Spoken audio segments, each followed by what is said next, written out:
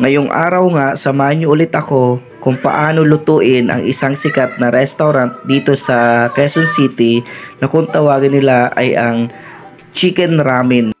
Nilublob na nga dito ang ramen noodles sa mainit na tubig at saka aantayin lang ito ng ilang minuto. After neto, halu-haluin para maghiwa-hiwalay ang kanyang mga nakadikit na noodles. Kasabay na nga pala dyan na ipinakulo ang manok na itatopping sa ramen. Ayan, nakaready na rin ang bowl para lagyan na ng noodle soup. So, after ma-blanch, ilalagay na nga dito yung noodle ramens.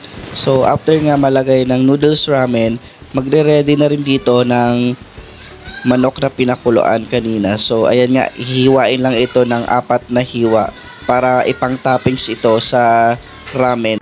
Talagang juicy at malaman ang manok na ita-toppings dito sa ating ramen. So ayan nga, kitang-kita yung sobrang taba at laman ng manok na ito. Nilagyan na rin ito ng ajitama egg. After malagyan ng ajitama egg, linagyan rin ito ng bamboo shoot. Ito yung bamboo shoot talaga na pinaka legit itong bamboo shoot at natural. After nyan, linagyan na rin ito ng aonori.